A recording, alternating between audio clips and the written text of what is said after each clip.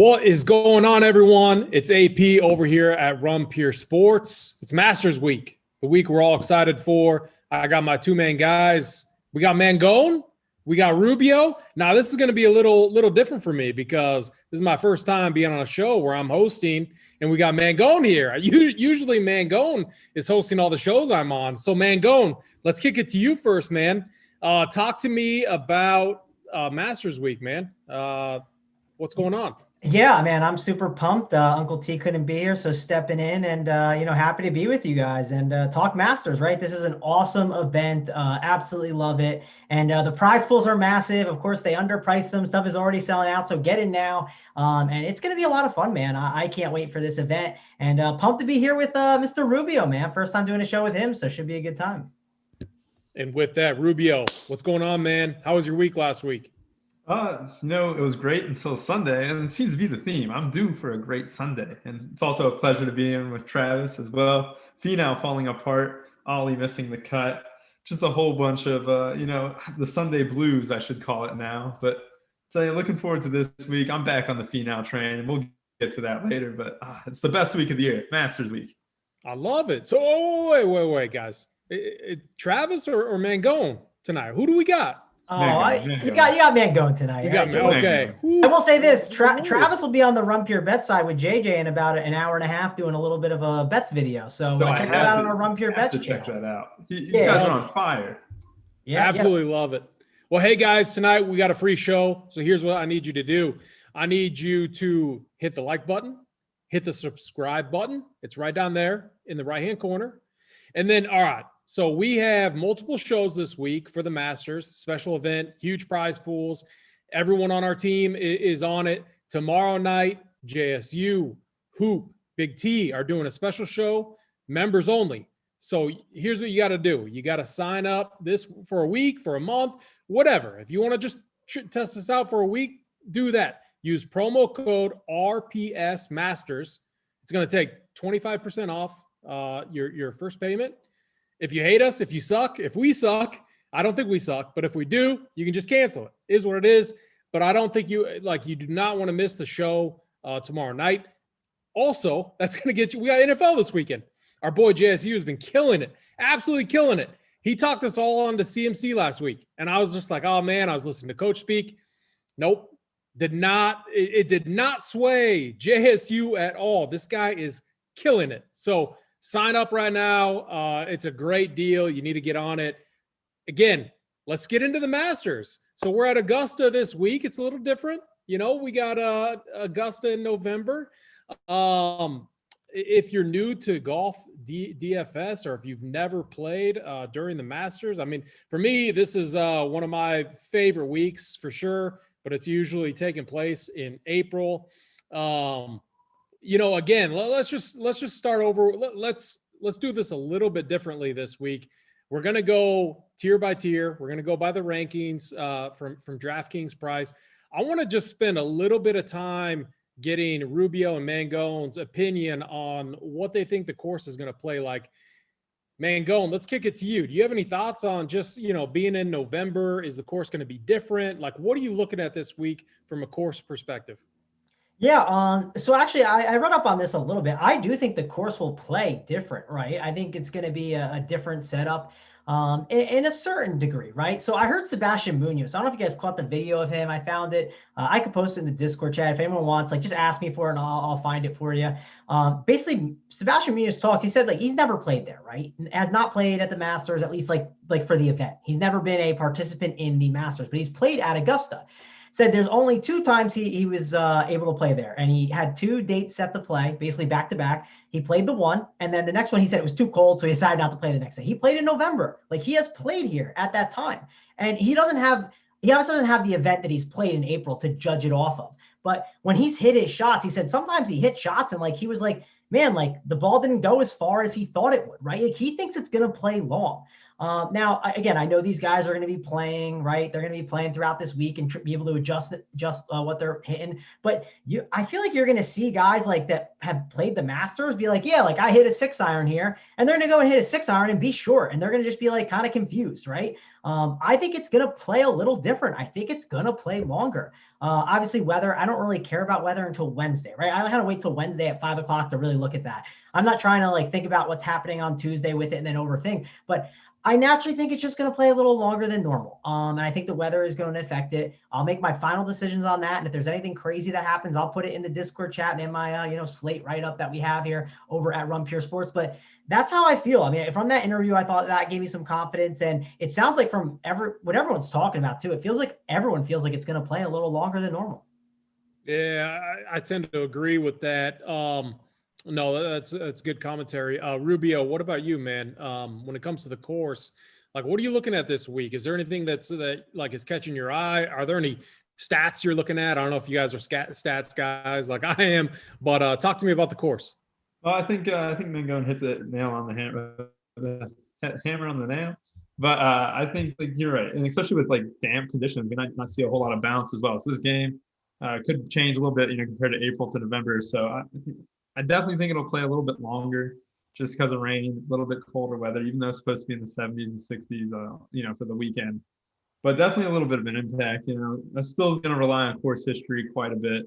That's one of the biggest things I always look for in the Masters. I definitely think a first-timer can be effective, but I really want to see, consistency from my studs on this course. So, with the exception of a player we will get to a little bit later. I think I know who you're talking about. So yeah, we're at Augusta this week, guys. And again, first off, I'm going to give you my breakdown of the course. But again, I can't emphasize this enough. Hit that like button, subscribe, right-hand corner. RPS Masters, that's going to get you 25% off this weekend. So dive on in. All right, Matt, Augusta, it's a par 72 course, 7,400 yards. I agree with Mangone. I think it's going to play longer this week. Looking at the forecast now, I just pulled it up again. Looks like we could get rain a lot of the week. Again, I'm with Mangone. I look at it now, but Augusta weather changes all the time. Kind of reminds me of Nebraska. Just it can change on the dime. So again, Wednesday, get in Discord, premium feature with us. We will be talking about weather. So like for now, it looks bad and it could be bad, but again, we got to look at that on Wednesday. And I agree with these guys. Like with this course, there are so many slopes. The greens are tough. You need to weigh course history and experience at this place more so than any other place. Like I feel like if you look at Data Golf, if you look at all of these websites that track all the different stats that we look at, this is the one course out of all of the other ones where course history matters. And so that is something I'm weighting really heavily. I'm also, every single week, I always weight ball striking heavily. I always weight approach heavily. I think ball striking and approach are just the two key statistics that I'm always looking at no matter what the course is. Here also, if you do have your own models, I'm also weighting par 5 scoring and par 3 scoring to get, to win, to put on that green jacket. If you look at all of the winners in the past, they've dominated the par 5s and they've handled the par 3s perfectly fine. They're making pars, maybe stealing a birdie here or there. I think those key statistics are what I'm looking at. Lastly, driving distance. If the weather, if it's wet, the bombers are going to have an advantage here. The fairways are forgiving. And so those are the 5 key stats that I am looking at. Now let's dive into the tiers. How we're going to do this tonight, guys, we're going to break this down into basically categories. We're going to start with 10K and up, and I'm going to kick it to Mangone. So we got Dustin Johnson all the way up to Bryson. Talk to me about this range. Who do you like? Is there anyone you want to fade? The floor is yours. Yeah, it's funny. So I initially went into this, when the pricing first came out, I was like, Rory 10-2 was something I was looking at and I thought was really intriguing.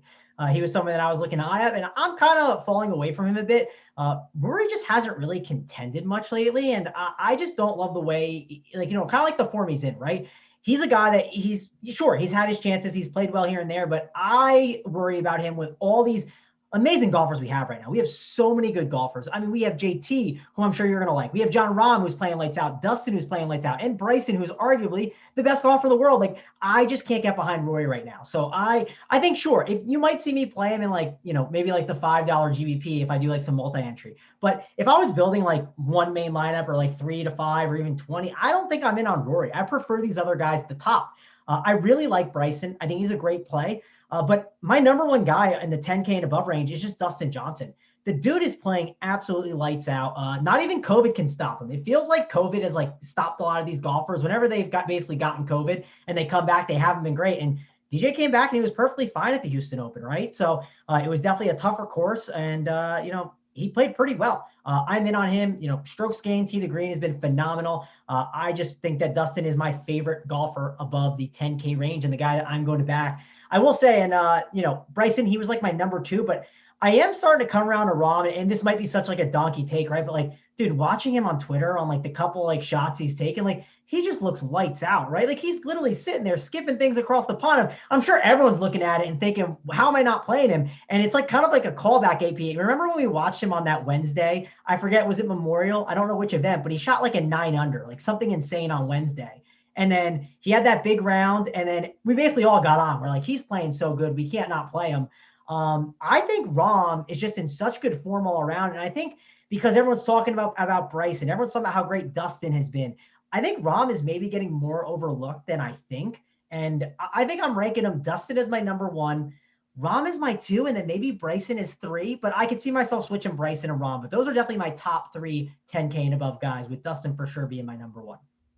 Yeah, I liked it. Was it not the Workbench Challenge? The Workbench Charity Open or whatever challenge open? It may have been. I just remember we were watching Fino and Rahm. Yeah, and he just looked incredible. I remember we just kept watching him. Just every shot was like a dart, right? It was just insane. So I don't know. We'll see. I don't know if they're playing any practice rounds tomorrow. We can get some reads on that. But I'm a huge current form guy, right? And like, what? I don't know. He looks so good. What happens if Rahm makes another ace tomorrow? So if you haven't been following the coverage, Rahm has made 2 aces, 1 each day, Monday, Tuesday, on his practice rounds. This dude is just absolutely striping the ball right now. Like if he makes an ace tomorrow in his practice round, I gotta agree with you and go all in. He's just, man, he's such a good play. I love those takes. Rubio, talk to me about this range. The worst part about this range is that you have to fade one of the 4 studs, and I'm going to exclude Rory McIlroy here. But the biggest thing, like, just you can make the case for any of these guys, including Rory himself, but it's just crazy. The talent with DJ, Rory, Rahm, Thomas, and DeChambeau is unlike any other. But there's one man who stands head and shoulders over the golf game in the world, and his name is Bryson D Chambeau. He is my pick to win, and I really think that like he's broken the game of golf. This is his type of course. This is his time to win. We look at course history. Patrick Reed didn't have top 20s here at this course before he won. Danny Willett didn't have top 20s in this course before he won. And Bryson DeChambeau, I don't think he has a top 20 before he won. So now he's going to win in 2020, and he'll probably win in 2021 too. But Bryson DeChambeau, the best golfer in the game. I just think this is a course that he said is a par 67 to him. So I'm anticipating him going out and shooting 20 under, even par, all 4 rounds. And I just think, like, just overall, I mean, he's really is on another level. And I'll get serious here too, as we talk about the other guys, because I think Dustin Johnson is playing some of the best golf in the world too, but he's no Bryson DeChambeau. And you look at the form, DJ's just absolutely mashed the ball. Like we said, Bombers couldn't even get more of an advantage if this course is playing just a little bit longer than usual. I mean, I definitely get the case for any of these guys, especially with DJ coming off the COVID and getting, a T2 last week. And so for me, Bryson DeChambeau is the alpha. And then you got DJ. I really like Rahm and JT, but those 2 guys really stand head and shoulders above I wouldn't say head and shoulders. Bryson does, but DJ kind of stands like a little bit of a forehead above Rahm and JT. I like that. I don't know how to follow that up, Rubio. Yeah. I don't have any sunglasses here or anything like that, man. AP, can I play like the devil's advocate of why you shouldn't play Bryson? Like, let me just get the why. I like Bryson. I'm probably gonna be playing him, but let me play the devil's advocate reason. So you tell me course history matters, Rubio, right? Course history matters, correct? That's a stat that you care about? Yes. Okay. Bryson DeChambeau himself has said playing every single course is new to him now. every course because of the way he plays. So this is like him playing the Masters for the first time. My point with Bryson D Chambeau, and this is my only fear with him, I think he has a lot of boom bust upside. I think if he wins, he's shipping, right? Like it's going to be windmills. It's going to be like cruising on 13 and 14 with a smile on his face, like he's already won the damn thing. But if it goes bad, like I think it could go really bad, right? Like he misses the cut kind of bad. That's my only thing with Bryson. I think he has amazing wing equity, but I also think there's more downside than people like understand. Like Xander's a guy I really like because he's super, super safe. I feel like he's got such great chance to make the cut, and he can be a guy that like gets a top 5. Obviously, I'm not trying to like leak into the 9K range yet, but that's like the case to be made against Bryson. But I do love him. And listen, I'm still debating on how many entries I'm going to put in everything, and I might have to make sure I have another entry in my I have 2 teams right now in the 5-5-5. I might put a third in just so I make sure I have a Bryson team because I love Bryson so much. I like those comments, guys. So here's one thing. I gotta, so I was diving in. I was looking at 2019, 2018. I was looking at the Millie Maker winner. I was looking at the 555, which is a field of 1,600. I was looking at the $2,500 buy-in, 300 entry tournament, which is now the 4,500 buy-in this year, which already filled out. Like if you were trying to get into the 4.5K buy-in thing, it's full. It is absolutely full.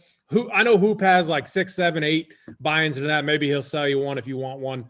Who knows? But I was looking at the Millie Maker last year, okay? So Tiger won last year. The Millie Maker winner from last year did not have Tiger Woods in his lineup. He had Brooks Kepka, Francesco Molinari, Xander, Tony Finau, Patrick Cantlay, Webb Simpson. All of his guys finished inside of the top 10.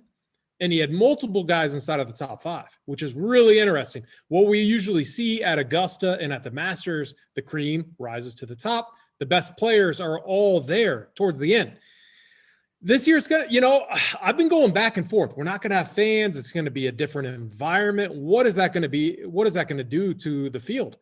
I tend to think that I think we're going to see a loaded leaderboard. I think these guys are so good nowadays. And so for me, and the point I'm getting at it is Bryson is very difficult to play at 11.2K. Like even if he wins, if your other guys in your lineup bust, I think you're going to be absolutely dust this week. So I love Bryson. He could win. I do think he is one of the best. I think Justin Thomas is the best player in the world, but Rubio will give it to you this week with Bryson. But the other interesting thing I saw in looking back at past results, which obviously, I'm a market guy, finance guy. Past results doesn't mean the future results are going to, pan true. But man, all of these winners, they only had one guy in the 10K range into their lineup, and this is going back 2019, 2018, looking at all of those. What we tended to see was a balanced build typically did much better than going a stud and dud route, which I thought was interesting. And so that is kind of where I started my research this week. And when I dive into this range, honestly, I love Bryson. I don't know if I can play him because of the price. So that's kind of where I'm at with him. I love Dustin Johnson. In the 10K and up range, I think he is by far the best play. If you just look at his Masters history, I can't believe he doesn't have a green jacket. Just looking at the past 5 years, I mean, T2, T10, T4, T6, cut. And then I think before that, remember when he fell down the stairs and, had to withdraw with injury and everything. Add in the fact, his last 5 events, T2, T6, first, second, first. This dude is playing out of his mind. Now he tested positive for COVID. Like Mangone said, didn't matter. The dude played phenomenal last week. So I don't care. I think Dustin Johnson's the best play in this range. He's the guy ranked number 1. I'm going to try to be extremely overweight on him. John Rahm's the other guy that's creeping up. And it just pains me to say that Justin Thomas is kind of behind both of those guys, but he is. I think John Rahm, for me, is the clear number 2 guy in this range. He's just playing phenomenal. It made 2 aces over the last 2 days. I mean, obviously that tells you his iron. Now, he's not going to continue to make aces. That's more of a luck thing. What that tells me is his irons are on point right now, which is what you want to see at the Masters. You want to see good approach game, good iron game. So John Rahm, I think he's a phenomenal play. Rory's the big question mark for me. The price is really nice. The course is wet. He plays better on wet courses. I think Rory's fine, but honestly, his recent form is kind of shaky. And then Justin Thomas, he's gotten better every single year that he's played this event. And last year he finished T12. So if he follows his trend, it went T39, T22, T17, T12. If he gets better, he's going to be top 10 and he's going to be viable. It's a really difficult range for me. JT's my boy. I love him. But I got to go Dustin Johnson 1. I got to go John Rahm 2. And then we'll say JT 3. Rubio, I know we got Mangone's top 2, top 3. Rubio, what's yours? I like your points, but I got Bryson number 1, then DJ number 2. Love it. Again, hit that like button, hit the subscribe button. The subscribe button is in the right-hand corner. And if you're just joining in right now, we got a special going on, 25% off. Use the code RPS Masters. You'll get to see the live show tomorrow with JSU, BigT, and Hoop. They're going to break down the Masters. They're going to talk about what they have going on. I know Hoop has 6, 7, 8, builds into that 4,500. I can't wait for the show because this dude has 40, 50K in play. I want to know what place he's on. So I'll be tuning in as well tomorrow. Mangone, let's kick off this 9K range. It's a little bit bigger of a range, but talk to me about where you're at.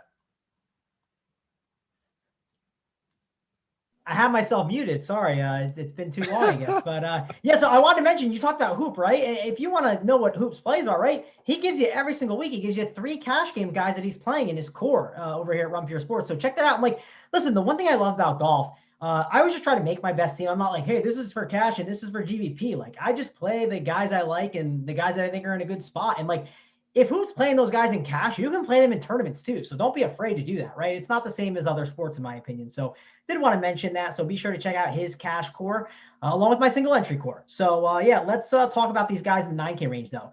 And I have guys that I'm definitely like fading. Like I'm a huge Murakawa guy, right? Like I love him. He's like probably my second favorite golfer behind Bryson, but I'm not in on Murakawa this week. I just don't think it's necessary. Don't love the course fit. Don't think it's needed. I'm out on Colin Murakawa.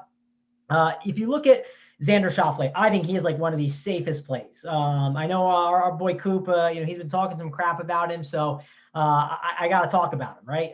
The way the man is playing, he has just been so safe and consistent. And sure, you can say, oh, he's doing a lot with his putter, right? And I don't know when the putter is going to stop. I don't know when it's going to flip, but I don't care, right? I'd rather ride it out. Instead of being the guy who's going to try and predict when it's going to stop AP, I just want to ride out the hot streak with him. Xander has a top 2 or T2, 5th, 2nd, and tied for 17th in his last 4 events. And on top of that, if you look at Xander, he's played well at the Masters. He got 2nd here last year. Even Phil Mickelson said that this guy's like the number 2 golfer in the world. Like Phil Mickelson has said, this dude is incredible. Hey, Mangone. Yeah. Do you think our boy Coop is watching this right now? I don't know, man. If Coop's we got to talk about this. We need. Oh man. So Coop is. We got a chat where we talk about our plays, and I'm not trying to interrupt Mangone here.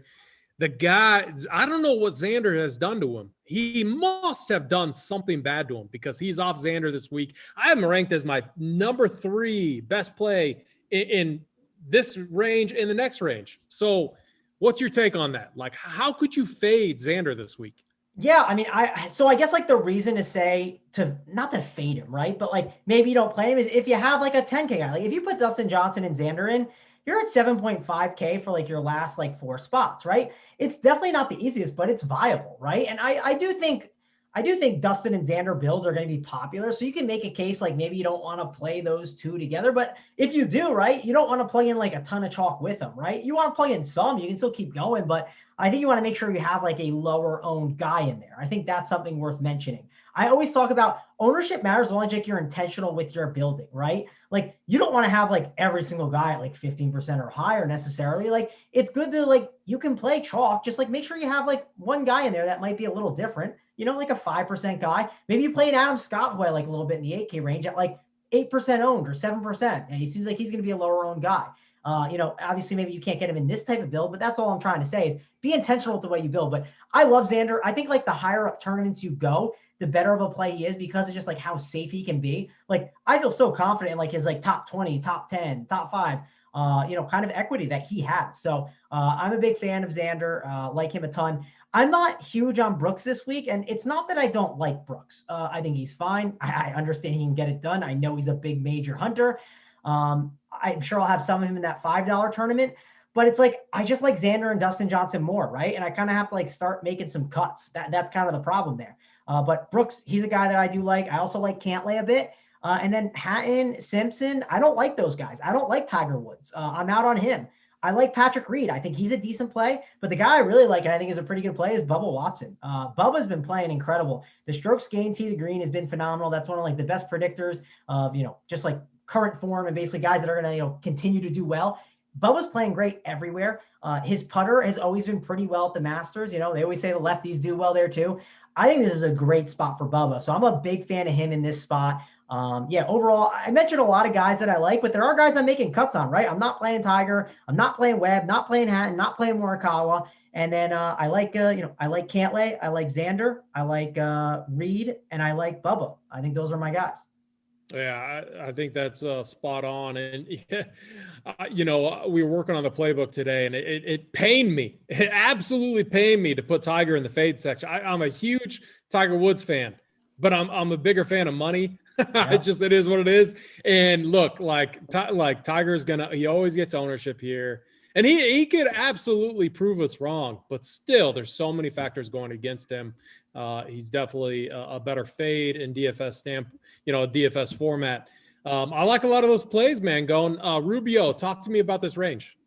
Yeah, it's kind of hard to avoid Xander Shaw play at 9,800. And like Mangun said, the only thing I'll put there is he mentioned, is it a hot streak? He mentions it as a hot streak. Maybe Xander is just that good.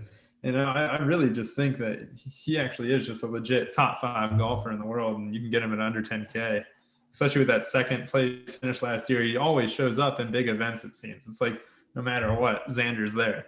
And I think like he's kind of like the lesser dramatic Brooks Kepka in those terms, because like when I think of Xander, I think of like, big events. I really do. He won what was the playoff event on the 30th? Like, what was it, Northern Trust or something like that a few years ago? So, I mean, it's just really hard to avoid Xander. I really do think he's probably, a top play on this slate, especially, with it being the Masters and the form and the price.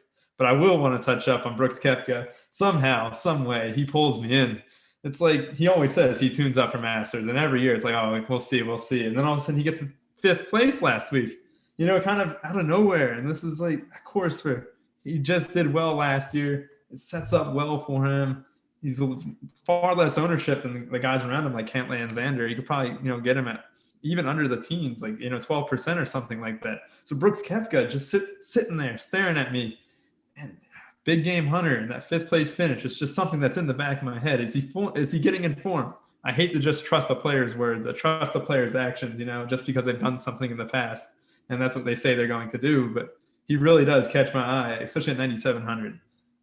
Going down further, I'm kind of with you on Murakawa, Hatton, but I do like Webb Simpson. I think, he's a completely different golfer than the one he was 4 years ago, I should say. And he did come here and get a 5th last year. And I just think, he's been one of the better golfers, not only all season, but like the past 2 years as well.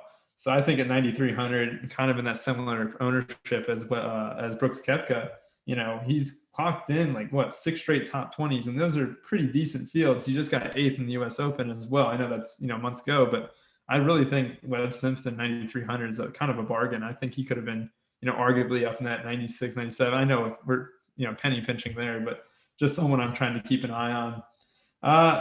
I'm with you on the Tiger Woods fade. It sucks. When I looked up the 2019 leaderboard earlier today, just because, I was just checking where people finished, I was legitimately shocked that Tiger Woods won last year's Masters. Even though it was such a big deal, everything was made of it, it just feels like so long ago, and so much has changed, and he just hasn't played well the past few events he's been of, and it sucks, but something that we're all probably going to do here is just fade Tiger.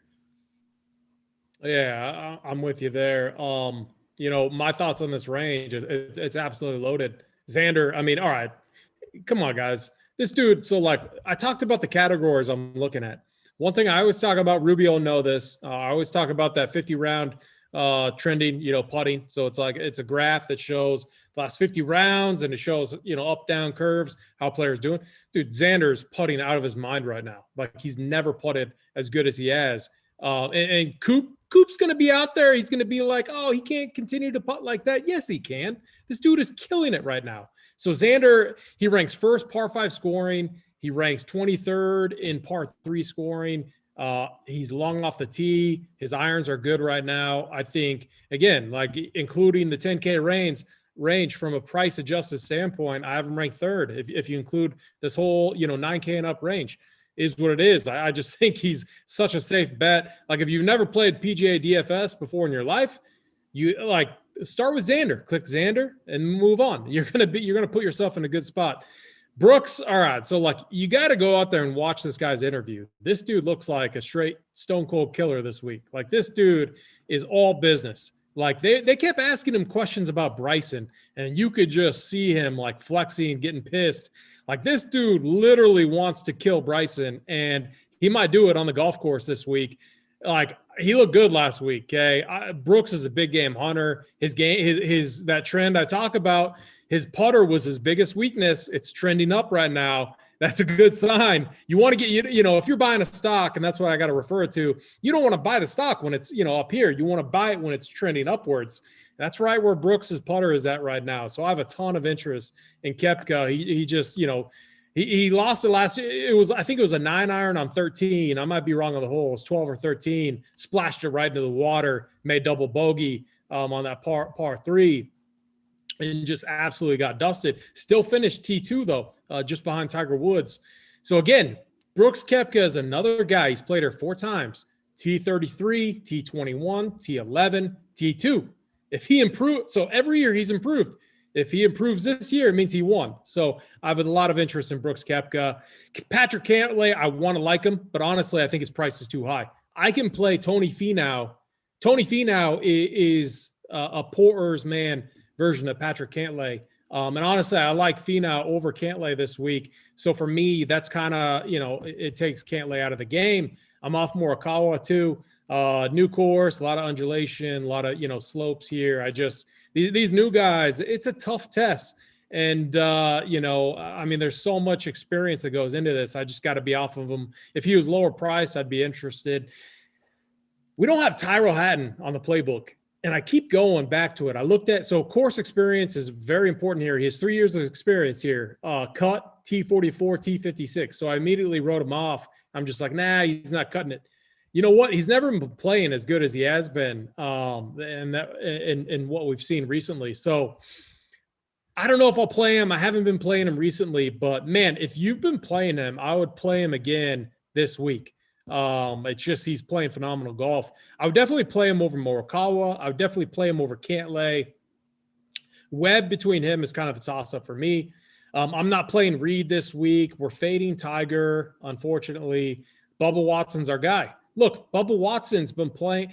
He's been playing out of his mind recently, and part of it has to do with the lack of fans. Bubba deals with anxiety. He deals with social anxiety. He's publicly admitted it. And the dude has just been crushing it. And very few people's Masters history is better than Bubba Watson. 2-time winner. He was in contention last year, T12, T5 the year before.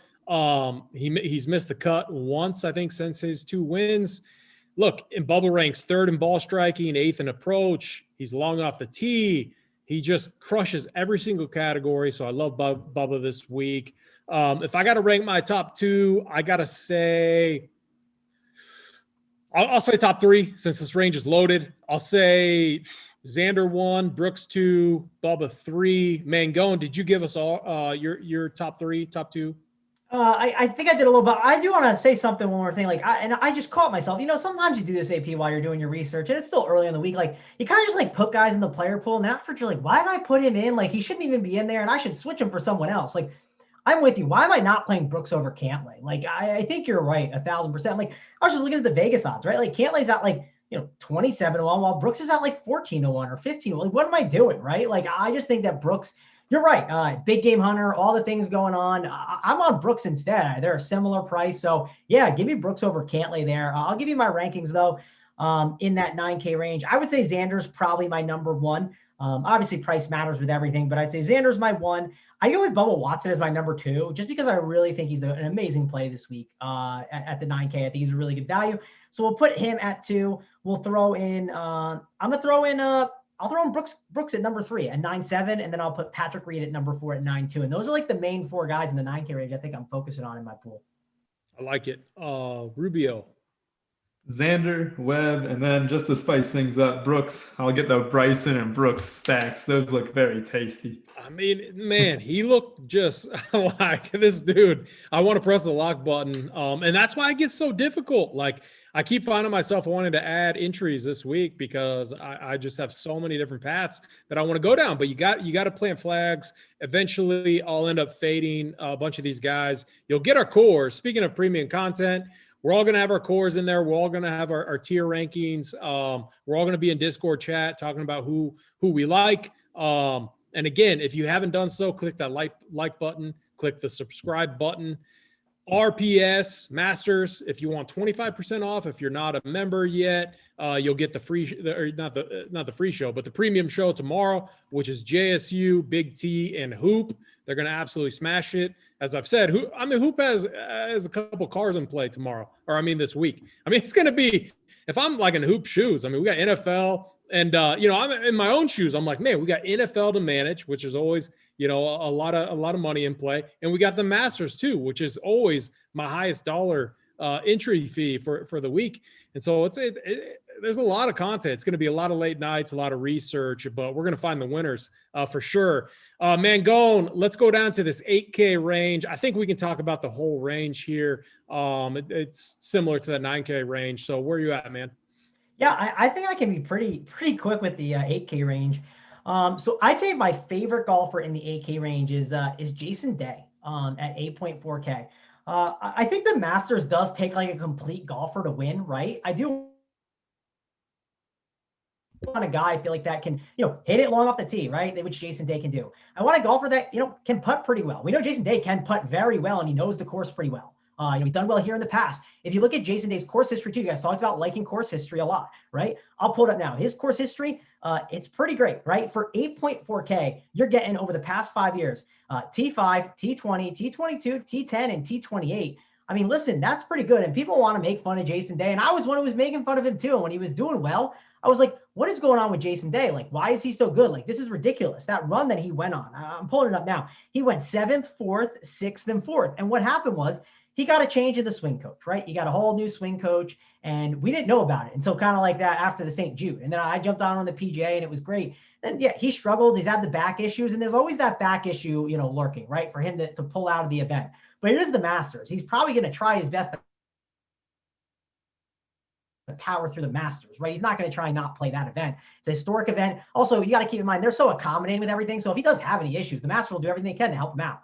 But yeah, he played really well at the Houston Open, got 7th place, and he played really well, didn't lose any strokes on the entire event, right? And that's something I look for in your last event. I had some fears going into, the Houston Open because he pulled out of the event previously. But I think that Jason Day is my top 8K range guy. I really like him a ton here. I think this is a spot where you could see him be in the top 10 in the mix to win this whole thing. So I'm down with Jason Day, probably my favorite guy in the 8K range. Other guys I'm going to be sprinkling and get some exposure to. I think Adam Scott makes sense because it sounds like he might be the guy that people don't gravitate towards. It seems like people are gravitating towards Hideki, Fino, and Bubba. So if you're making a more chalkier lineup, I think maybe mixing in an Adam Scott, who I think is a pretty good play, is not a bad idea if you're looking for a lone guy in that range. So that's kind of how I approach that. I like Fino a lot. I like guys who are long off the tee. And people make fun of Fino that he can't win an event, but I wouldn't be surprised if he won this event. He crushed the Masters the last time he was there. Wouldn't be surprised if he crushed it this time. It's his second time there. So I like Fino a lot. Hideki, I'll admit, my name's Mangone, and I have a Hideki Matsuyama problem. I do play him a lot, but I think that Hideki is in a pretty decent spot here. He played pretty well. This is his preferred putting surface, which when I play Hideki, I try to make sure it's on the preferred surface because he's such a bad putter. And he's seen these greens a lot. We know that is important. He's a good player all around, sneaky long off the tee. I'm a fan of Hideki this week. I think he's a pretty strong play in this range. And then last guy I'm going to give you, it's Maddie Wolf. And I don't know what to do with him, AP. I think he's a good play. Vegas likes him a little, but his recent form is a little ugly. I'm trying to figure out how to approach him in this event. I don't exactly know the answer, but I think in the end, he's going to sneak into some of my lineups. How about you? I'll get to Maddie Wolf. I like that commentary. After I get to Rubio, I got a couple questions for you guys, but I do want to kick it over to Rubio first, because I got some additional questions in this range, because I do feel like the lower K ranges are going to go really quick. That's what happens at the Masters. You don't want to live down in the 6K range at this event. I'll tell you that. Maybe one play. I know Pinsack is in the chat, and there's a play he absolutely loves. Shout out to him. This dude's absolutely crushed. He's a very, very sharp player, and we'll talk about his boy. But let's first kick it to Rubio. Rubio, where are you at in the 8K range? I can't lie. This is my least favorite range on the slate. Tony Finau catches my eye because I think Tony Finau is bound to take the next step. The problem is, how many years have I been saying that now? It always seems that Finau is, just primed, for a good outing, good finish, and he sucks on Sundays. But he does have 2 top 10s here, below 9K. It's a bomber's course. Pretty good form coming in. I know he had a little break with COVID, but that didn't really seem to stop him. A very poor Sunday, at the Houston Open really prevented him from coming in with a top 10 under his belt, with that form. So the Finau chalk to me makes a lot of sense. It's something that I probably will eat quite a bit. Rubio, real quick, all you got to do, I just did it just now. I said, I'm Mangone and I have a Hideki problem. Just admit it. I'm Rubio and I have a Finau problem. And everyone knows that. No. Finau, there's no Finau problem. Rubio, continue. I love Finau, but I get it. I love Finau too. I'm going to play him, but it's okay. Like, we have our guys that we just play all the time and it doesn't matter. Like, it's okay. Maddie Wolf problem. We all have our problems. Yeah, we all have our guys. I'm Rubio Dimes and I have a Finau problem.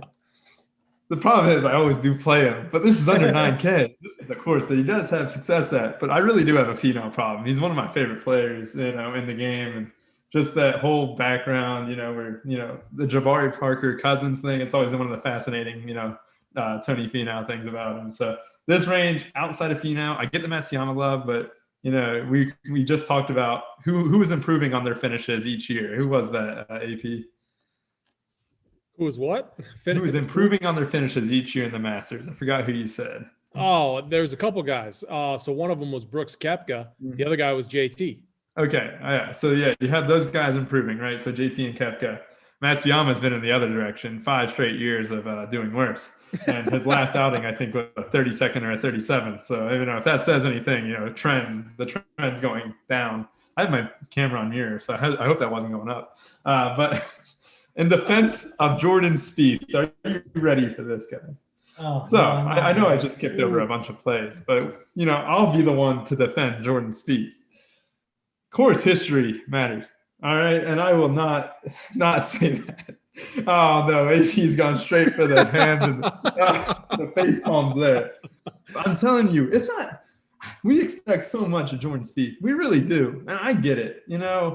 We expect a top 10 golfer. We were anticipating a top 5 golfer of all time early in his career. We thought this is the guy, especially after that British Open win where he basically was able to walk out into the middle of the driving range and not get any penalty for it. But this is, of course, top 25s in every year. The second place finishes. I know the Danny Willett thing on hole 12 was it? And last year we kind of said the same things, like, terrible course history. That's the only thing propelling him. But he goes out and gets a T21. And I just think this is a course that fits his eye. We want to say it about, like, Kepka being a big game hunter. I'll say about Spieth being a Masters hunter for 8,200. Like, this is his event. I think there's one event to play Spieth at 8,200. It is this event. And, like, he hasn't been terrible this year. I know he's been frustrating, but he does have a few top 10s. I know the game hasn't been there. It's just something that, like, I'm trying to keep in mind. It would not surprise me at all if Spieth put up a top 10. I don't think it would surprise many people. I just think there he goes. He's finally hitting the driver well or something like that. But this is a course that fits his eye. And I just want to defend Jordan Spieth because I know everyone loves the bash him. And I'll also defend the guy right below him too. And I'm Rubio Dimes, and I have Oh man, Ricky. See, I shouldn't even made fun of you with Fino. okay. I mean, you're coming with Spieth and This is, Fowler. This is brutal. Keep going, Rubio, and then I'll give you my thoughts. But keep going. I already know your thoughts. The thing, it's a course history thing. And last year, it's not like Fowler has been great over the last, I would say 24 months. And he goes out and gets a top 10 here last year, the second year, the year before. This is another course that suits his eye. I don't think it would surprise anyone if he gets a top 10 finish. It's just, you're buying low. And I just think these guys have done well here, and it would not surprise me to see them do well again. And I'd love to take a chance on them over paying like $8,500 for Wolfe, who hasn't played here, or $8,600 for Fleetwood, who I just think is an underwhelming player this year. So I get it. Rubio, I was where you were at. I was there earlier. I was there last night. We were up doing, putting together the playbook. I have Spieth in there. I have Rick in there. Here's the problem. Look at ownership trends right now. So it started off 4%, 6%. They're trending upwards. This is what everyone does. They start looking at course history. They start talking themselves into the play. They start looking at, he's won, he's gotten second, course history. Man, that's what's going to drive ownership up. So from a DFS standpoint, I really feel strongly about this. It's probably one of the easier fades, I think, of the week. And I have him on the playbook. Rubio, I was there with you, man. I promise you. 12 hours ago, I'm with you, okay? I'm defending you. I can't now. I think they're dust. I think they're absolutely dust. I think this new wave of golfers are better. Obviously, Spieth is still one of the best short game players in the world when his putter's on. We've seen his putter go off, and he just gets frustrated. So I get everything that you said. I think how you play it is if you're a Spieth fan, you play him. But if you like money, I think you fade. I think it's one of the easier fades. I think Rick too. What I was going to say when we talk about this range, let me pull it up real quick. I was going to list out. So we have 3 guys in this range over the last 5 years. Just listen to this: T6, T4, 6th, T15, and then cut. Next guy, T12, cut, T11, second, T9. The next guy, winner, Jordan Spieth, T2, T11, third, 21st. That's Paul Casey, Ricky Fowler, Jordan Spieth. It's interesting. Paul Casey has sucked this year. He's been terrible. I don't even know if I can do it. Same with Ricky Fowler going through a swing change, and then Spieth. I was there with you, man. I was trying to talk myself onto him. It is interesting when you look at it from a course history standpoint. These 3 golfers alone, if you like, we talked about it, and this is the tough part because we weight course history really hard. Like that's huge here. At the same time, these guys suck. They literally suck. And I think we just have to fade. That doesn't mean I'm going on Matt Wolf. Let me talk about Matt Wolf real quick. Here's the thing. Like, there's going to be no flat lies here at Augusta, okay? We've seen it the last 2 events, Vegas and then Maddie Wolf's Sherwood Country Club. Of course, he should have absolutely dominated. He's played hundreds of times. There was no flat lies there. He got pummeled. Like his little thing he does, like the little swing, just it wasn't having it. And so I love Maddie Wolf. I think he's a phenomenal golfer, but I think what you do is hopefully the field is overweight on him. I think we go under. I just think it's the prudent play. Again, from a distance standpoint, though, like if the course is playing really wet, this is kind of where I struggle. Like I know he's talented. He was out driving Bryson at a lot of these courses. So he's going to have that advantage on these par 5s, but still he is struggling on these courses where there's a ton of slope. That's what has me off Wolf this week. Tommy Fleetwood sucks. I'm not on him. I think he's not good. He's not playing good. He's obviously a good golfer.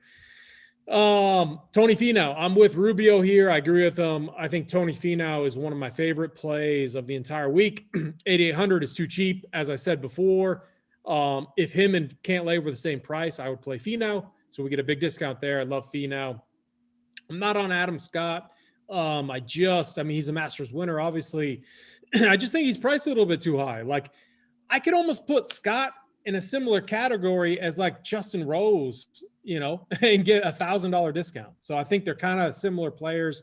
Justin Rose actually might be a better putter than Adam Scott, depending on which putter Scott brings to Augusta.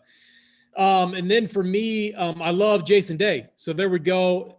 Jason Day, I'm really high on him. I'm really high on Tony Finau. So yeah, I agree with Mangone there. I agree with Rubio. I think we fade Spieth. I think we fade Fowler, and I'm fading Paul Casey. So for me, it's Tony Finau 1, Jason Day 2. Mangone, who's your 1 and 2? Yeah, 1 is Jason Day, 2 is it's like 2 and 3 are like Hideki and Finau. I love both, so they're my 2 and 3.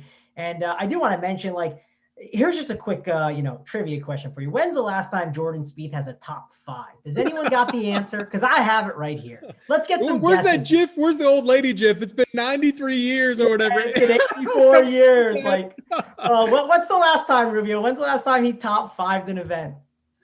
Oh my God, you're putting me. I know it's not this year because you wouldn't be asking that question. I know it's probably not last year. I'm gonna go the Masters in 2018. I don't know, 2017. No, it's not that long, but it's May 19th though, man. It's May 19th of 2019, which, like, dude, that's a while ago, man. Like, that's a very long time. And, like, I will say this: here's like a case to be made. I love talking crap against Jordan Spieth, so why not? Let me just dogpile on one more time. If there was a guy that was, we can agree, Jordan Spieth is an emotional player, right? You would assume he kind of like plays a little emotional. Well, with no crowds, isn't that going to affect him? He would, obviously, if the crowd is backing him, that would help him, right? You would assume. So with no crowd, it's like, I feel like it doesn't even help him. It doesn't give him the advantage or the edge, you know? It doesn't give him that swagger that Jordan Spieth needs. So, yeah, I'm out on Jordan Spieth. I like it. Rubio, what's your 1 and 2? You know, Finau's my number 1.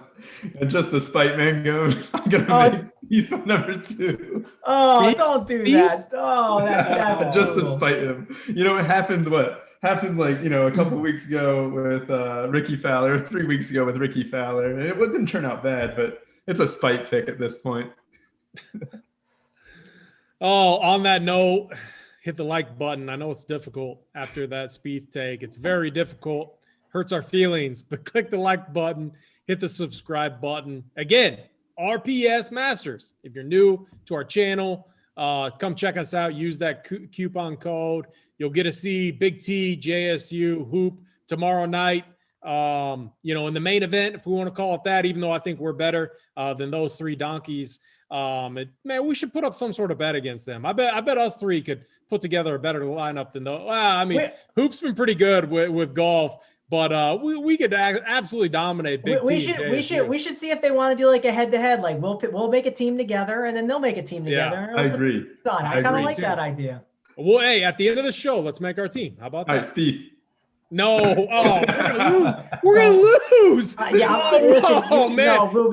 we have to fix this. We can't let it. No, that's not allowed. That's not allowed, Rubio. He's not allowed on that team. We all get a veto. We get 1 veto. All right, let's get down to the 7K range. Normally, we break up the 7K range. Honestly, Masters Week, I think we can tackle the entire range because I think there's a lot of easy fades in this range, guys that you just don't want to play at all. Mangone, let me kick it over to you. Talk to me about the 7K range. Yeah, I mean, I feel like I have a pretty condensed player pool from like these guys below, and why I feel like I can kind of spread myself a little thin at the top because I feel like I'm overweight on certain guys and I'm okay with where I'm at. So I like Louis Oosthuizen a little bit. I think he's a fine play. He's a guy that I'm definitely down to go back towards. I don't love this high 7K range. I don't know what to do with Scotty Scheffler. Justin Rose, I think he's got a lot of win equity for his price, so I don't mind him. I haven't been able to figure out what to do with Matthew Fitzpatrick, but I think I'm off Matthew Fitzpatrick. I'm still kind of okay with someone talking me on him, but I don't really have a huge opinion on him right now. But I like some of these low 7K guys. Like this is where, and I'm telling you, man, I've been doing pretty good with these low 7K guys. Last week in my core plays, I gave you 3 guys that were super cheap. One of them was Wyndham Clark, and he missed the cut. But I gave you Carlos Ortiz as one of my core plays, and he won the whole tournament. And I gave you Sammy Burns, and I feel pretty good about some of these guys I'm about to talk about. I really like Cam Smith this week at 7.3K. He's probably my favorite guy in this range. If you look at Cam Smith, I'll pull it up now.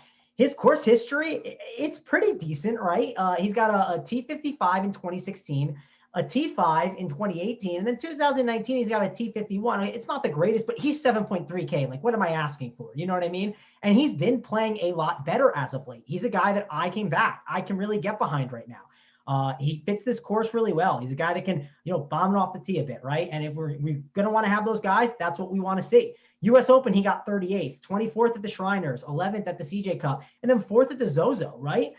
He's been playing really good all around. So I'm pretty big on Cam Smith. And one narrative people are going to spin is they're going to say, oh, you can't play a lot of these cheap guys. And I totally disagree this week. I think you can play these guys because I think they have more win equity than normal, right? The one thing that I really, really like about playing some of these guys right now is I think some people don't want to go to them, and I'm okay to embrace that variance with them, because if there's an event where a Cam Smith is going to win the Masters, it's one when there's no crowds, right? Again, I'm not picking Cam Smith to be my winner, but this is a chance where he could do it, right? He has the upside. He's got great recent form. So I'm in on Cam Smith. He is my favorite value play. Other guys I like, Lee Westwood at 7.2K. Listen, he's a guy that is kind of a wonky golfer, right? But he's like that older guy that, knows the course well, has played pretty well here. And he's been playing a lot better, since the COVID and everything. So I'm in on Lee Westwood. I don't mind him as a play. I really like Cam Champ, a guy who hasn't seen the course. I've definitely been dabbling with playing, like, I made a build AP. It was Cameron Champ, Jason Kokrak, and Maddie Wolf. And I was like, man, like, that's too many guys who haven't played the course, right? Like, I think I want maybe one, maybe two max of those guys. I don't want three. That's just, building out the lineups. That's how I feel. I don't want to have too many guys on the same team that haven't played the course, but I think a guy who hasn't played the course can still do fine here. I'm not too worried about that.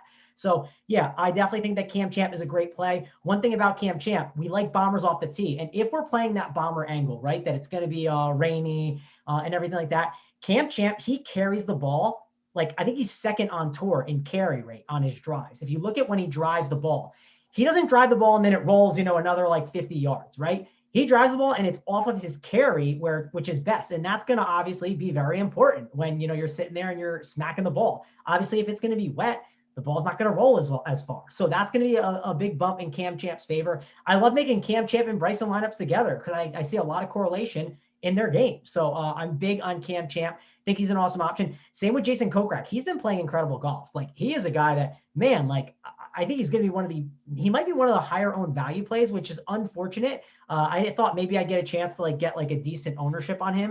And I think a lot of people are going to play him, but hey, he's a first timer. You never know. But at 7K, he's a bomber that can really crush it off the tee. He's a guy that scores really well. AP, you talked about Tiger Woods being on the winner, right? You said Tiger was not on the winning team. And because the placement didn't matter as much, and scoring sometimes matters, correct? And scoring with Jason Kokrak, that's a thing he's good at. He can put up birdies. If you look at his events, I mean, here we go. The Wyndham, 15th. Northern Trust, 13th. BMW, 6th. US Open, 17th. Missed the cut at the Shriners. CJ Cup, 1st. Zozo, 17th.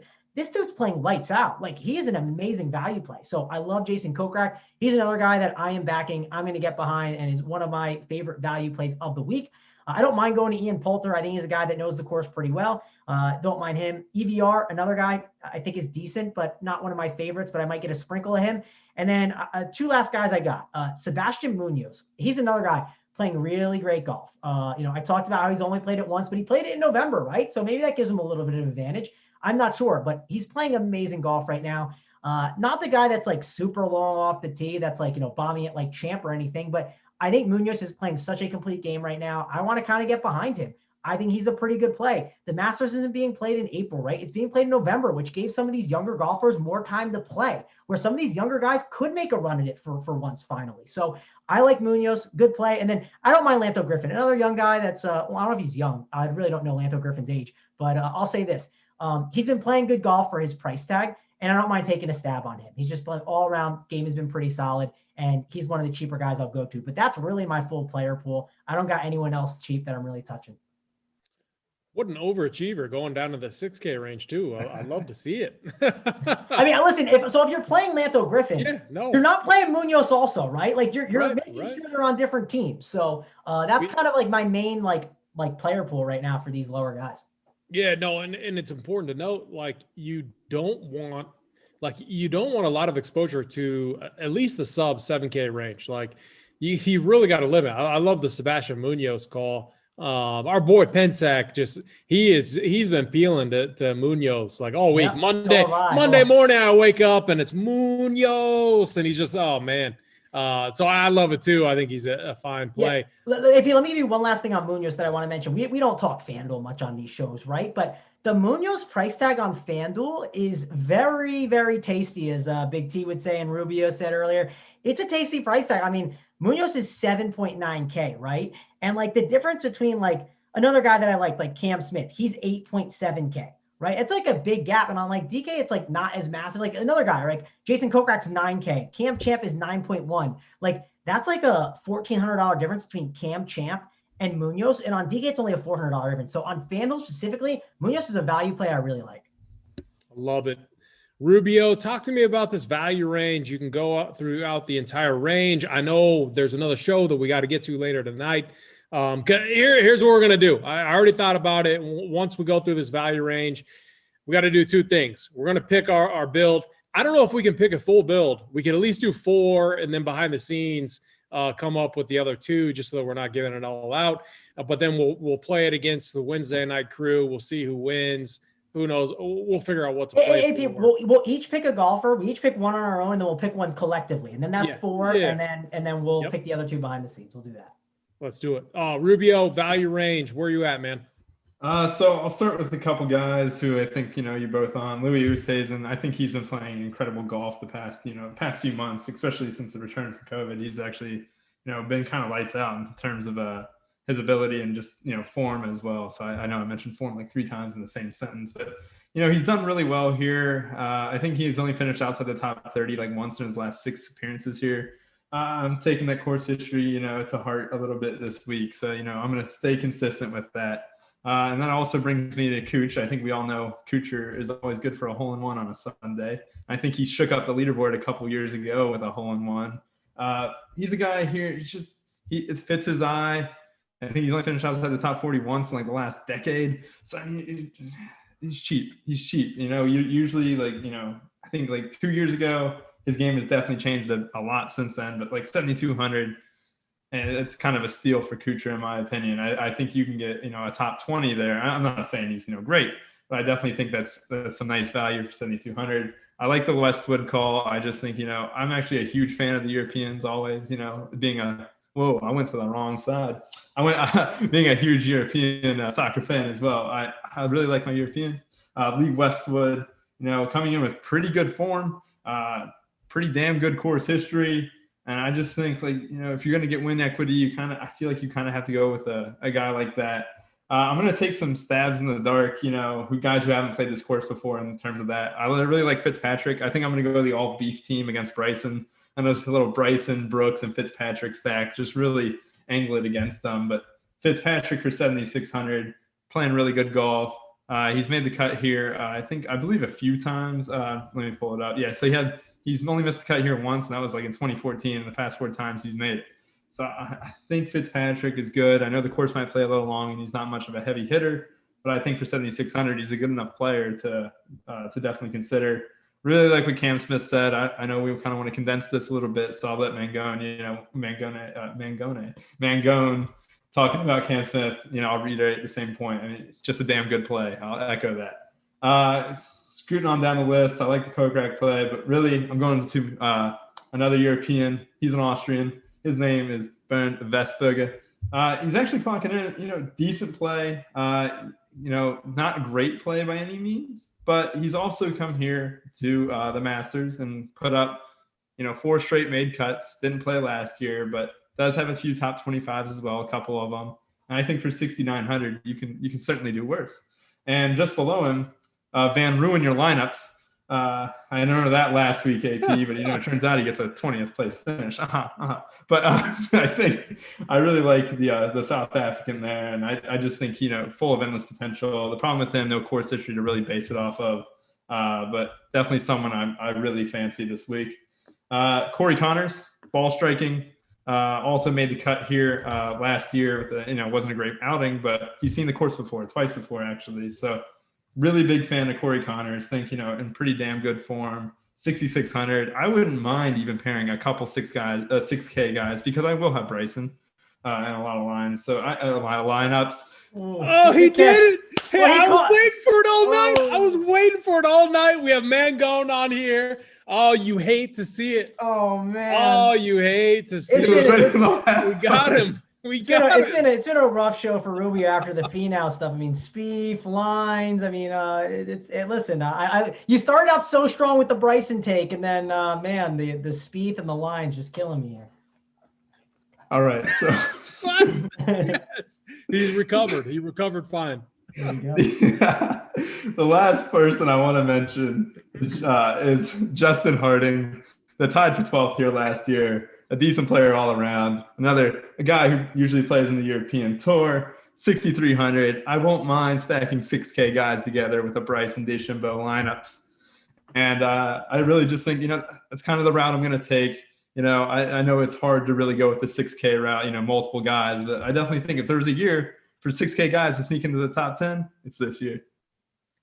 I like it. I'm going to try to mention a few guys that we haven't talked about. I first got to say, I do think Matthew Fitzpatrick is one of the best plays in this range. He's just playing phenomenal golf right now. But Justin Rose, if we're talking course history, like if you were looking at who was it? Adam Scott. That's who I compared him to. Justin Rose, he missed a cut last year, but outside of that, T12, second, T10, T2, T14, T25, T8, T11. This dude has really good course history. He's starting to play a little bit better golf. I think he's interesting. I don't think a lot of people are going to play him. And his putters, finally, his putter's been letting him down. His putter's actually trending in the right direction. So you got to love Justin Rose from a salary standpoint. We're not playing Phil. We're not playing M. We're not playing Answer. We're definitely not playing Gary Woodland. I love Gary Woodland. But here the problem is this dude lost a ton of weight. He looks like there's a photo out there of him next to Jordan Spieth, Ricky, all those guys. And this dude looks like he weighs 130 pounds. Something's wrong with him. He used to be kind of a beefy guy, long off the tee. He's lost. It looks like he's lost a ton of weight, which is crazy. But I love the Cam Smith call. I am with Mangone on Cam Smith. I think he's one of the best plays in this range. Matt Kucher, another course history guy. I don't know if I can do it though, Rubio. He seems like he might be making that all-time dust list. But Kucher goes up there with Spieth in the never count him out at an Open or at a Masters because their course history at those two places are pretty good. I love Lee Westwood. I think he's a phenomenal play. Don't look at last week. He didn't care. He wanted to get out to Augusta, but he's been playing really good golf. This dude has phenomenal history here. There's a good chance he'll be in my core. And if he's not in my core, and if you're a member, he'll probably be in my lineup. So I can tell you that. Kevin Kissner, another guy, phenomenal history here I have interest in. We fade Brendan Todd. He has no length off the tee, which will be important here. Jason Kokrak, solid play. I think he's a cash lock. I think in tournaments, you can play him. You can move off of him. If I'm moving off of him, I'm moving to Ian Poulter. I think Poulter is a phenomenal play. Very good putter, knows the course very well, very good around the greens.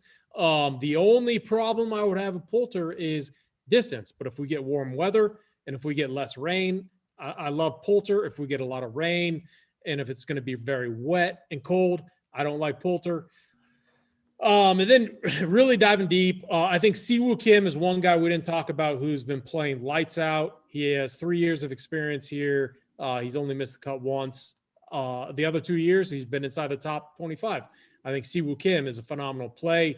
I agree with the other guys you've mentioned, Munoz, Corey Connors, I think is fine. I want to go down Chucky 3-6, Charles Howell, Augusta native, knows the course better than anyone. I think if I'm playing Bryson, I might punt with a Charles Howell, hoping he makes a cut, hoping he finishes maybe top 30. I think that's how I could justify Bryson. I got to punt with someone like him so that I can pay up for one of those other guys. But that's pretty much where I'm at. One of my rules I'm going to set this week is I don't want multiple guys in the 6K range. Only want one guy max. I would prefer to have 7K and up though. Let's do final thoughts and then let's go into the build, and then let's pick our winners. Then we'll be out. So, any final thoughts, Mangone? Yeah, I mean, one thing that like kind of sticks with me real quick of like, and I wish I could look it up, and maybe if I end up writing up as a play, I'll put it in Discord chat or something. But I feel like Adam Hadwin is too cheap for a guy. If you look at his course history, tied for 36, tied for 24th. Like that's one last cheapie I'll throw in there I might like. And I feel like he like has done well at like events that Bryson has done well. That's something I'm remembering off the top of my head. Can't remember, but I don't mind him. He's one more cheap guy I might consider. But final thoughts, like just be smart with the way you're building your lineups. I think you shouldn't be playing, Lanto, Griffin, and Munoz together, right? Those are two guys I mentioned that are cheap that I like. I mentioned that before. Be smart about how you're doing it. You just can't eat all the stone chalk together. I think you have to make sure that you find a pivot, like at least one pivot, right? And then you're perfectly fine. Like that's kind of how I would approach it. Be okay with leaving salary on the table, right? These golfers, they are really, really cheap, right? We don't ever see Dustin Johnson at 10K. So you don't have to zero out your salary. Leave $500 on the table and you're unique that way, right? It's not hard to find ways to just be unique enough to win some of these events. And also think about the prize pool you're in. Are you trying to win the $555? Are you trying to win the 3-entry max 150 or the single entry max 100? Or are you trying to win the Million Maker? Be smart about how you're building your lineups. I like it. Rubio, final thoughts. Be smart, like you said. Enjoy the week. I've been saying we should go late the past couple of weeks, and now the Masters is here, the best time of the year. And all in. I know we don't have the March Madness preceding it, but this is a big day for CBS. All those 4 p.m. NFL games to follow the final coverage on Sunday. I absolutely can't wait. One last thing, a guy who watches every show. He's one of the biggest Freddie Couples fans, and we got to mention Freddie Couples for just 1 second. Is Big T watching right now? Is that Big T watching? No, I know Big T's a big fan of Freddie Couples. I just wanted to give that last little bit of shout out to my friend Bryson. He, one of the biggest Freddie guys out there. He just wanted me to mention him. I love it. My final thoughts are have a cash mindset this week. So I'm gonna be different than Mangone.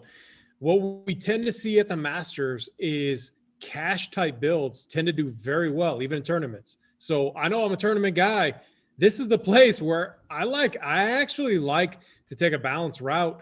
It just more often than not ends up winning. And so don't be afraid to have a cash mindset this week, even in tournaments. We're going to have a very high 6-6 rate. We only have 90 some golfers in the field, 50 in ties. Plus, if you're within 10 of the leader, make it through to the weekend. We should have a very high percentage of this field make it through. We have like 13 or 15 guys that are absolute complete dust that won't make it. So we're going to have a high 6-6 rate. So keep a cash mindset. Think about very slight ways to get different. Like Mangone said, leave 200 on the salary, leave 200 salary on the table, 300 salary on the table. If you do that, you're going to be slightly different versus someone. Everyone tries to max out their salary. Everyone tries to spend 50K. With that said, let's do our build. And here's how we're going to do it. I got my lobby up right now. I'll track it. We're going to start with Rubio just so we can veto it if we need to. Then we'll go Mangone, then me. Then we'll do a group consensus pick. Then we'll pick our winners and we'll be out of here. Well, the good news is that we know who we're going up against, and it shouldn't be hard. So we'll make it easy. We'll go with Tony Finau to start. Any objections? No, I like that. No objections. Okay. I'm trying to think of which one I want to put in there. I really like Jason Day for his price. I don't know who's the guy you're putting in AP. We gotta make sure our team fits correctly too at the same time. But I like Jason Day a lot. No, I like that too. I'm gonna say Lee Westwood for me because I know we're gonna need salary relief to make it work. And I just do Westwood. I honestly think he's not gonna win. Okay, but I think he's a very good bet to be top 25, like a really good bet. So I'm gonna say Westwood. All right, yeah, we're playing head to head, right? And we got to throw us in the millie too, right? We can't not do that. So let's make sure we do that too. We gotta, at least do that. So we got Day, we got Westwood, and we got Fino. So We got 85. So we got to. Who's our big boy going to be? DJ Xander. Yeah, I thought we had a consensus on DJ or Xander. I would lean DJ as mine. How about you, AP? I would lead. Do we go Xander to own the coupe, or do we go DJ, who we all feel is the best overall fit for this course? We all feel DJ's the best. Like let's do him. Like I Okay. think we all had a general consensus on that. Let's take DJ and. That leaves 7,800 left per position. I think that's a phenomenal core. So, I mean, Ruby, are you good with that? Yeah, I'm very well with that. You know, sets up well for a Spieth finish and so on. So that's oh no. Yo, I mean, we were having such a good time. We had moved past it, and then you just do that to us. Oh man. So that's Jason Day, Tony Finau, Dustin Johnson, Lee Westwood. Are we good with that? Any I mean, we could go Kokrak, we could go Poulter over Westwood. I mean, what do you guys think?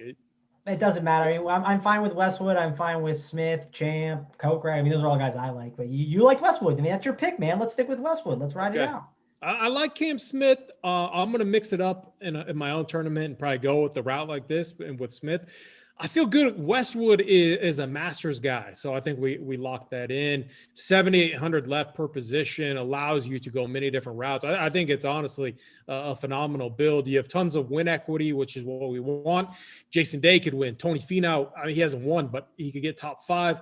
Dustin Johnson could win. And then I think Lee Westwood has top 15 upside. And so it's phenomenal core.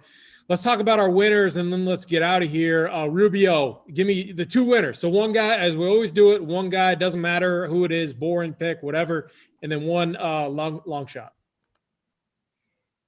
Bryson D Chambeau. I have to do the glasses for him. 6-1. Yeah. I wish I could say Spieth. I don't think that's long enough of a shot, but just to really just spite you guys so much.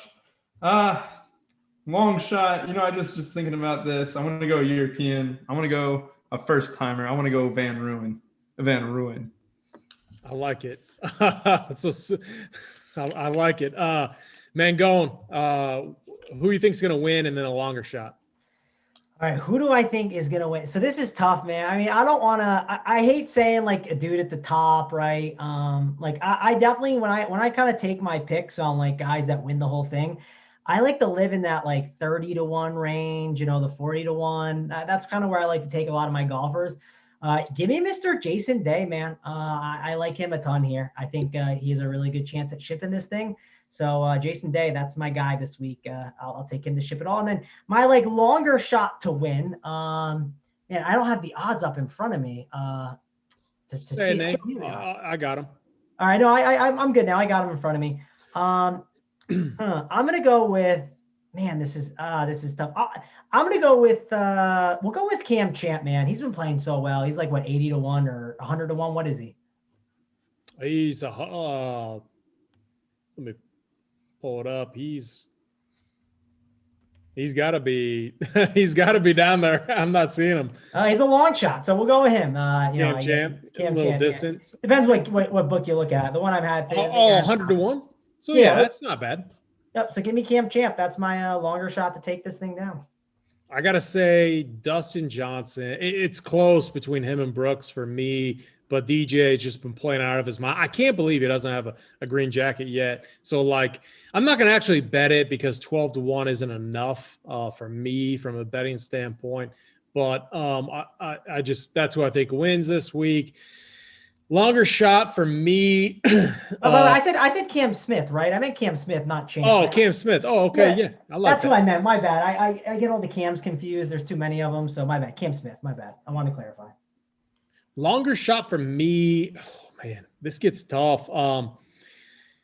I got to go with, so I got to follow my guy, Mangone, Jason Day. It's not even that long of a shot, but he's ready. I think his short game, I think, is what's going to get it done for him.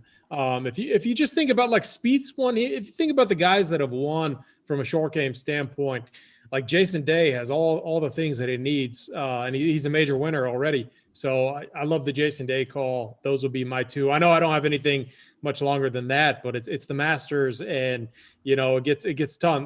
Long shots don't typically. Well, I mean, Danny Willett won, Charles Schwartzel. So I guess some long shots can win here, but I think we see one of these big dogs win this week. Any other final thoughts, guys? I didn't know that long shots could be like 20 to 1 or 25 to 1. I mean, I know I'm boring, man. I think we're going to see a loaded leaderboard. I think it's going to be all the studs, and I think it's going to be ratings are going to be good, and it's going to be a good event. So, all right, guys. Again, if you haven't heard yet, like, subscribe, and then RPS Masters gets you 25% off. We got a premium show tomorrow night with BigT, JSU, and Hoop. They're going to be talking PGA. They're going to be talking the Masters. We got NFL content this weekend. We got our Discord. We're always in the Discord, keeping Slappy under control. That guy is just, man, keeps me up at night with the stuff that he says. Again, with that, I'm excited for this week. I think we're going to crush it. We're going to make a ton of money. It's going to be a ton of fun. With that, I'm AP, Mangone, Rubio. We are out.